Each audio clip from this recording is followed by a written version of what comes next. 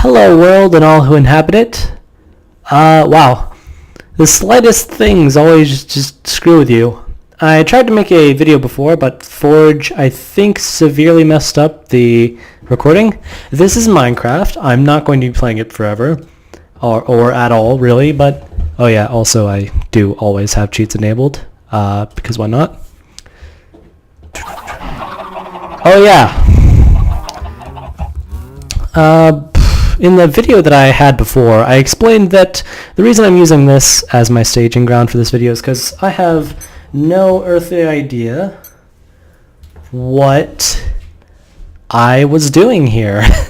I figured it out eventually that I was doing alchemy stuff to get potions to prepare to fight the Ender Dragon. Like, fuck. Alright, come at me, Scrub Lord. Like, I'm way further than I remember being. Like, I got friggin' named enchanted weapons. Will you fucking come over here so I can kill you? Thank you. Sharpness 4, by the way.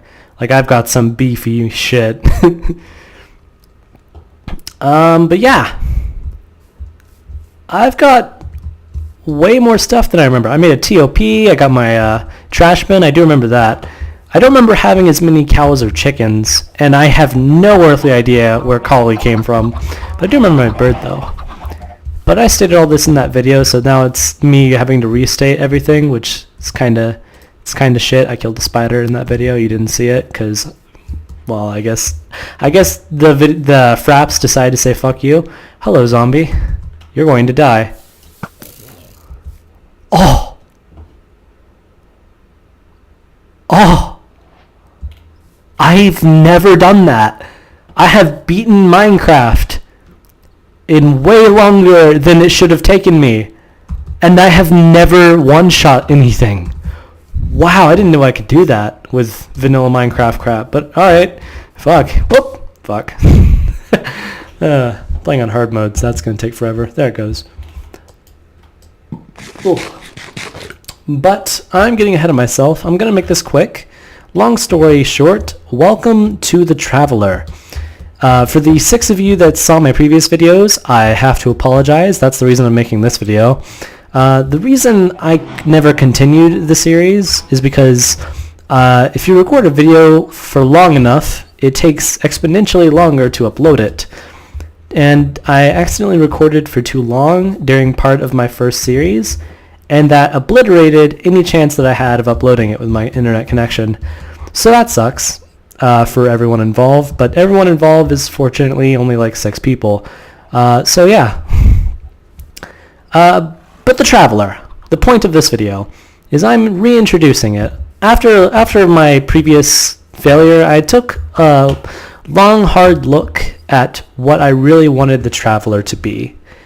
And I had this story going that ultimately was completely unnecessary, so I decided to boil it down to its core component.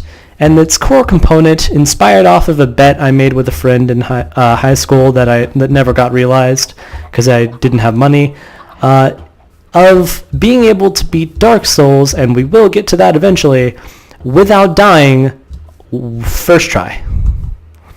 I've seen Dark Souls playthroughs, so it's not completely blind, but I'm not going to be taking any of that consideration into account when playing the game. I'm just going to do what I would normally do and see if it wins or not.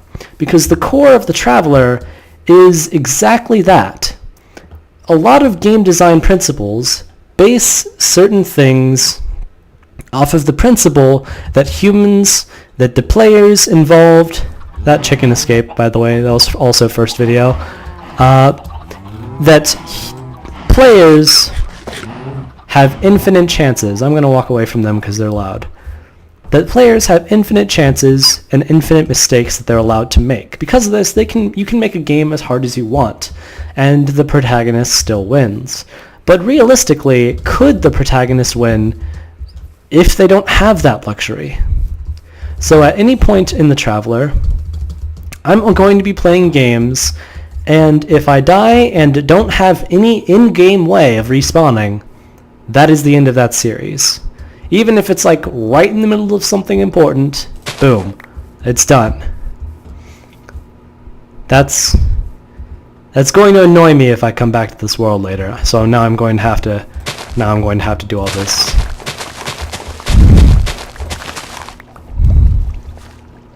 Well, if one went down there, it's gone forever. But it'll despawn, so that's fine.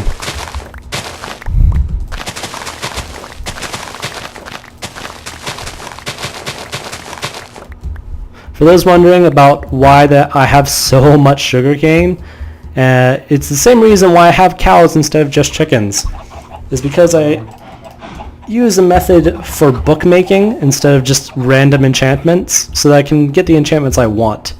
It takes way longer to enchant stuff that way, but you have exactly what you want from the enchantment, including the name you want. Yay. I have 27 levels? Jeez. I've done so much crap in here that I don't remember doing. Like, I think I vaguely remember Oath Bow. I've never gotten one shot with the Oath Bow. I guess that's because I haven't been using my arrows because I was saving them for the Ender Dragon. But, it's ridiculous. But yeah, I am reinstating the Traveler, and it's going to be a Let's Play series about Iron Maning games. Now, there are some games, which I'll probably be using as season finales, which do take into account this bullshit design philosophy that a lot of games have. And they do this in various ways. Some games make their games easier, such as the Kirby series, though they still give you infinite respawns in there. Other games do introduce a one-life penalty, but either make it a roguelike, where you play as a different person every time, or the most likely thing, if they're not going to make the game easier for you, is that they give you an in-game reason to respawn. Two roguelikes that I've seen do this are Crypt of the Necrodancer, although it's never explicitly stated, and my favorite roguelike of all time, and probably the best as well, Enter the Gungeon, nicknamed Enter the Pungeon, and it's a dungeon. You get the idea. Just look that up if you're at all interested, just by name association alone, because it is one of the best games of all time. Nope, didn't make a chicken. That would have been cool. I never said it in the video, but I was casually throwing eggs into here in the first attempt at making a video that Forge messed up. And one of the eggs, I swear, split into 4 chickens, which I know is possible, but it's like a super rare thing, so just casually never mentioned that happened, so that was cool. But I have no more reason to take your time. I will see you in the Traveler if you're at all interested. And yes, for the record, Dark Souls, I have to say it now, you can't beat it without dying, at least not legitimately. I'm not considering major game-breaking glitches and crap like that, and I'm going to try not to abuse AI, although I'm going to abuse AI because I want to win. So games like Fallout are going to be way easier, but I don't know if I've ever beaten Fallout 3 without dying. We'll find out. But yeah, actually Dark Souls has in-game respawning, because you, in every game, have an item, this dark sign that's like on your hand or something, which is oddly appropriate given my skin, but it's this item where if you actually try to use it, it kills you, because the dark sign is a curse where it's somewhere on your body or something, and it prevents you from staying dead, eventually turning you into undead, mindless zombies. But for some reason, for the player, it doesn't. So since it's never explained how it doesn't eventually defeat the player, I'm going to add a basic life counter of my own for that game, especially since it's Dark Souls, and it, if I just played it as was by the rules of the Traveler, I'd have to beat it. And I don't want to do that. I want to do that. I really want to do that, but I don't want to. I learned this last video. I accidentally let it go on too long, and a spider showed up and punched me. I'm wearing iron armor, so it was more like annoying than anything else. But I just immediately cheated and set time to 0 as I realized it was night. But it took like a solid minute for me to realize, oh yeah, the sun went down, idiot. That's fun. Ooh, this is getting way too long. I'm going to end this. I'm going to end this now, but I will see you in the Traveler if you're at all interested. If you're not, well, how did you make it this far in the video? But with that, I will see you then. Goodbye.